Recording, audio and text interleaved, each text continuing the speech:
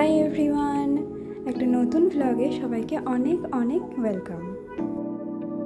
আজকে আমাদের দীঘাতে লাস্ট ডে, তো আমাদের ইচ্ছা আছে কাছাকাছি টুকটাক সাইট সিন করার। এর আগেও আমরা অনেক কবারই দীঘা এসেছি, তাই কাছাকাছি একদম যেগুলো আছে সেগুলোতেই যাব।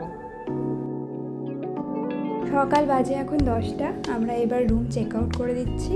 এই হোটেল থেকেই একটা গাড়ি নেওয়া হয়েছে, উনি আমাদেরকে টুকটাক সাইট সিন করিয়ে দেবেন, তারপরে আমরা আবার স্টেশন চলে যাব। আর এই গরমের মধ্যে বিশেষ ঘোরাও যাবে না, সেই জন্য 10টা থেকে 3টে অবধি আমাদের গাড়ি বুক আছে। এরপরে আমরা গতকালই বসে স্টেশনে রিটায়ারিং রুম বুক করলাম। তো ট্রেন আমাদের যেহেতু প্রায় 7:30টার দিকে সন্ধ্যাবেলা, তাই বাকিটা সময় আমরা ওখানেই থাকবো।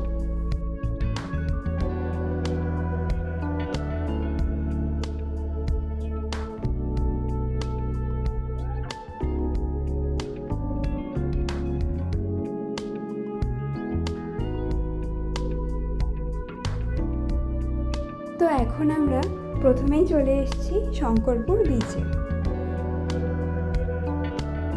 দেখুন, বিচটা একদম ফাঁকা। নিউ দীঘাতে কত লোক, কিন্তু এইখানে একদম ফাঁকা। আসলে দুপুরবেলাতে এত গরম থাকার জন্য কেউই মনে হয় আর বেরোচ্ছে না সেরকম।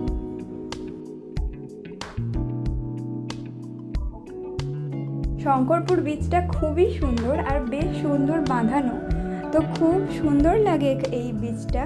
আর যতবারই দীঘা আসি মোটামুটি শঙ্করপুরে আমরা প্রত্যেকবারই আসি।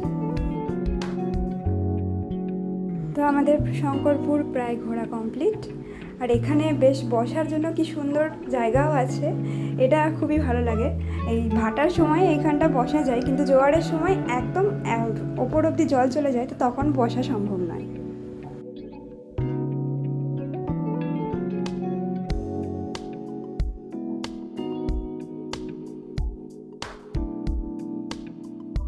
রাস্তার পাশেই সমুদ্রের অসাধারণ দৃশ্য উপভোগ করতে করতে আমরা এবার যাচ্ছি তাজপুর বিচের উদ্দেশ্যে।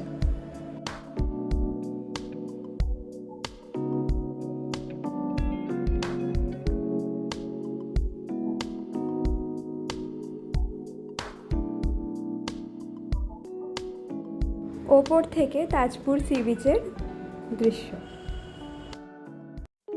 অনেকটা প্রায় নিচে নেমে এসে আমরা এবার এসেছি তাজপুর সি বিচে, কিন্তু এখানে একটাও মানুষজন নেই। আর প্রচণ্ড ক্ষিপ্র কয়েকজন কুকুর হচ্ছে শুধু সমুদ্রে স্নান করছে।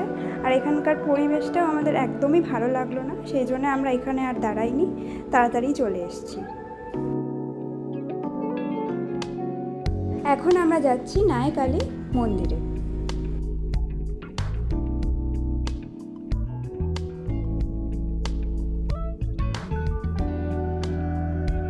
মন্দিরটি একদম শান্ত নিরিবিলি, খুব সুন্দর করে এখানে মায়ের পুজো হয়। শুনলাম মাঝি ভাইরা নাকি মাছ ধরতে যাওয়ার আগে মাকে পুজো দিয়ে তবেই বেরোন।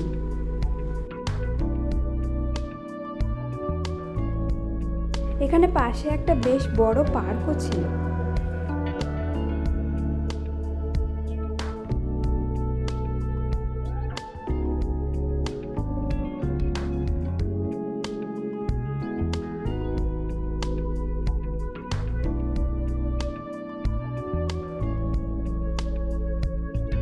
আমরাও এখানে মাকে খুব সুন্দরভাবে দর্শন করে একটু রেস্ট নিয়েছিলাম। এখানের পরিবেশটা সত্যি খুব সুন্দর, একদম নিরিবিলি। এখন আমরা চলে এসেছি দীঘা মোহনাতে। ভোরবেলাতে যদি মোহনা আসা যায় তাহলে খুব সুন্দর সানরাইজ দেখা যায়, তার সাথে সাথে হরেক রকম মাছ পাওয়া যায়। তো তোমরা চাইলে ওরা একদম মাছের একদম প্যাকিং করে দেয়, সেটা 3-4 দিন অবধি ভালো থাকে, তো সেটা বাড়িতেও নিয়ে যাওয়া যায়। আর দীঘাতে এলে তোমরা যদি ভাবো আর কোথাও যাবে না, শুধুমাত্র একটাই সাইট সিন করবে, তাহলে আমি বলবো মোহনা ভিজিট করা মাস্ট। কারণ এই যে ভিউ, মাঝখান দিয়ে একটা ব্রিজ মতো চলে গেছে, আর দুদিকে বিশাল সমুদ্র, আর একদম শেষ অবধি গিয়ে তোমাদের আমি দেখাচ্ছি ভিউটা জাস্ট অসাধারণ। মাঝখানে একটু এবড়ো খেবড়ো পাথরের রাস্তা আছে, সেই জায়গাটা একটু সাবধানে যেতে হয়। আমরা এখন চলে এসেছি মোহনার একদম প্রায় শেষ প্রান্তে। আর আর এই যে একদম অসাধারণ ভিউ, মাঝখানটা দাঁড়ালে একদম সমুদ্রের ঢেউ তোমাকে ভিজিয়ে নিয়ে যাবে।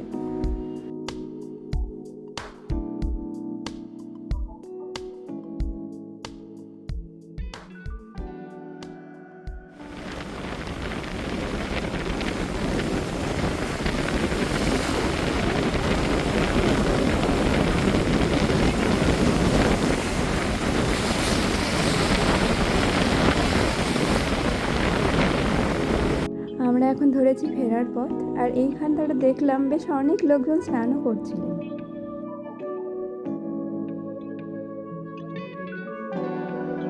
এরপরে আমরা লাঞ্চের জন্য চলে আসি নিউ দীঘাতেই সোনার বাংলা রেস্টুরেন্টে। এর আগেও যতবার দীঘায় এসেছি আমরা মোটামুটি এখানেই খাওয়া দাওয়া করেছিলাম, তাই এবারেও ভাবলাম যে এখানেই আসি। এখানে আমরা অর্ডার দিয়েছিলাম ইলিশ থালি আর ভেটকি থালি, আর এনাদের খাওয়া দাওয়া খুবই সুন্দর। প্রত্যেকটা রান্নার কোয়ালিটি বলুন, টেস্ট বলুন, সবই দুর্দান্ত ছিল। দাওয়া করে এখন আমরা চলে এসেছি নিউ দীঘাতেই রিটায়ারিং রুমে। এই রুমটা আমাদের ওই 3-3.5 ঘন্টার জন্য বুক করা ছিল। আর এখানে দেখলাম রিটায়ারিং রুমটা মনে হয় নিউ দীঘাতে নতুনই হয়েছে, তো খুব সুন্দর ব্যবস্থা, একদম নিট অ্যান্ড ক্লিন। আর এই যে এখান দিয়েই স্টেশন দেখা যাচ্ছে জানলা দিয়ে।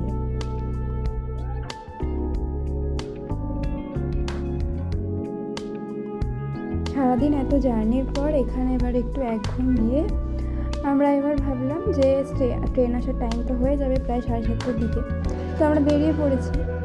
তো দেখলাম সেদিন ট্রেন প্রায় 3 ঘন্টা লেট। তো প্রচুর যাত্রী আমাদের মতোই অপেক্ষা করছিলেন, কেউ কিছু করারও নেই। সুন্দর যেখানে হয়তো রাত্রের মধ্যে পৌঁছে যেতাম, সেখানে এখন কখন পৌঁছাবো কিছুই জানি না। দেখা যাক এখন ট্রেন কখন আসে।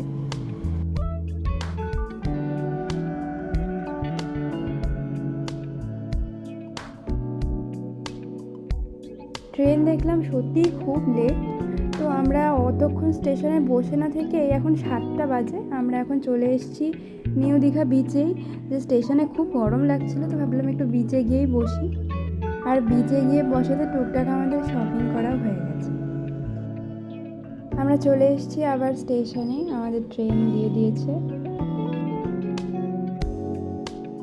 এই হচ্ছে ট্রেনে আমাদের রাত্রের খাওয়া দাওয়া। অবশেষে অনেক লেট করার পর ট্রেনটা ছেড়েছে। এখন চলুন যাই বাড়ির পথে।